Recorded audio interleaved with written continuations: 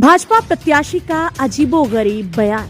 मुजफ्फरनगर के विधानसभा क्षेत्र से एक बार फिर भारतीय जनता पार्टी ने बाहरी व्यक्ति पर भरोसा दिखाते हुए टिकट दिया, जिसका मीरापुर विधानसभा क्षेत्र में भाजपा समर्थकों द्वारा भारी विरोध किया जा रहा है। 2017 विधानसभा चुनाव में भी भाजपा ने बाहरी व्यक्ति अवतार सिंह भड़ाना को मीरापुर से टिकट दिया था और मुजफ्फरनगर की 5 सीट के साथ मीरापुर विधानसभा में भी भाजपा को भारी मतों से जीत हासिल हुई। गाजियाबाद निवासी पूर्व एमएलसी प्रशांत गुज्जर मीरापुर से टिकट फाइनल होने के बाद रविवार सुबह लाव लश्कर के साथ मुजफ्फरनगर भाजपा कार्यालय पहुंचे और भाजपा जिलाध्यक्ष विजय शुक्ला से मुलाकात की। इस दौरान प्रशांत गुज्जर ने मीडिया से बात करते हुए कहा, जहां भारतीय जनता पार्टी का जमकर गुणगान किया, वहीं उन्होंने कहा कि मेरा खानदान राम मंदिर आंदोलन के समय से भाजपा से जुड़ा रहा है। मेरे पिताजी और दादाजी राम मंदिर आंदोलन में जेल भी गए। मीडिया से बात करते हुए भाजपा प्रत्याशी प्रशांत गुज्जर ने कहा कि चुनाव में मुद्दा तो कुछ है ही नहीं।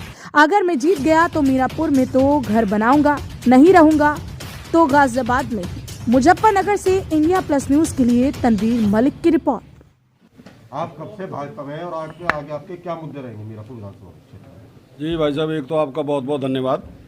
मैं और मेरा ख़ानदान, मेरे पिताजी, मेरे चाचा, हम सब लोग तो राम मंदिर आंदोलन में, हमारे पिताजी जेल भी गए थे। जहाँ तक भाजपा की बात है तो हम भाजपा में तो जब से हैं। जहाँ तक मेरी बात है, मैं बीच में कुछ दिन के लिए अन्य दल में भी रहा, लेकिन फ़िलहाल मैं पिछले 5 साल से फिर भाजपा में ही हूँ।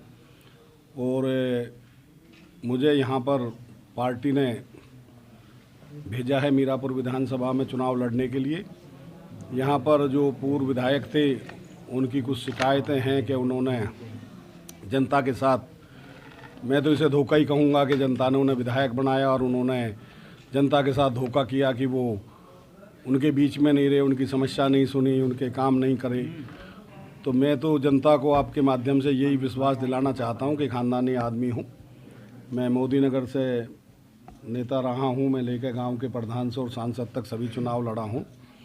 मैं गांव प्रधान भी रहा हूँ, बीडीसी भी रहा हूँ, जिला पंचायत भी रहा हूँ, मैं एमएलसी भी रहा हूँ, एमएलए भी रहा हूँ, एमपी हारा था बागपत से, और मैं सभी सदनों में बैठा हूँ। मेरी कहीं कोई आलोचना इस बात की नहीं कर सकता कि मैंने समय कम दिया क्षेत्र में, लोगों की बात नहीं सुनी।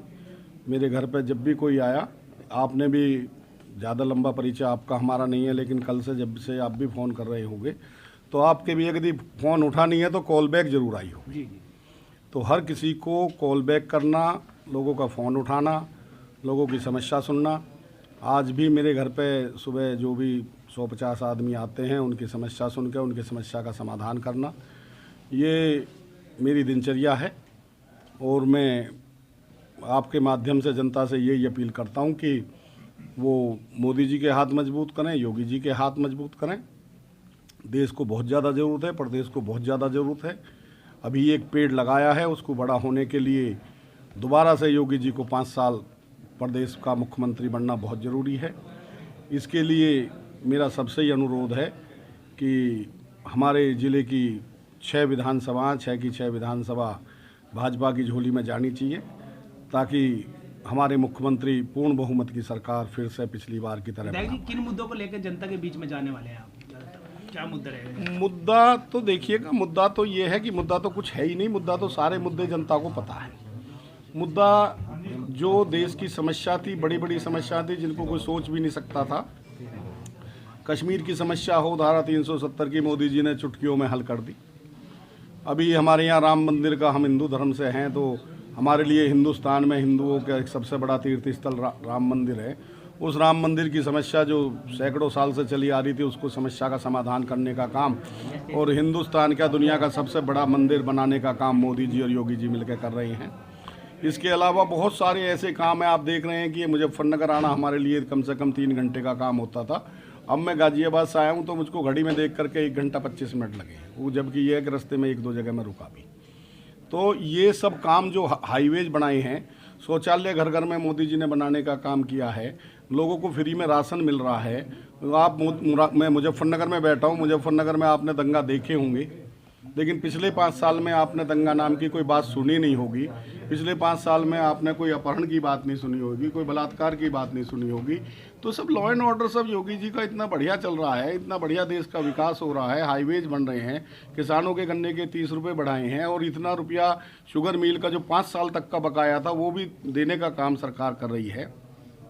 तो मैं समझता हूं कि जनता सब कुछ देख रही है। कुछ थोड़ी नाराजगी भी है क्षेत्र के लोगों में, तो उन्हें कैसे मनाने का प्रयास किया? देखिएगा, मैं ये समझता हूँ कि क्षेत्र के लोगों की नाराजगी जायज़ है, उनकी जायज़ अपनी जगह। मैंने वहीं से बात शुरू करी है कि जो पूर्व विधायक थे उन्होंने समय नहीं दिया, वो भाजपा के सिंबल पे जीते थे। लेकिन ये है कि यदि एक आदमी को चोर मिल जाए तो ये थोड़ी है कि हम सारी दुनिया को ही चोर समझ लें। विधायक जी, अगर आप चुनाव भाजपा से जीत जाते हैं तो आप मीरापुर रहेंगे या गाजियाबाद रहेंगे?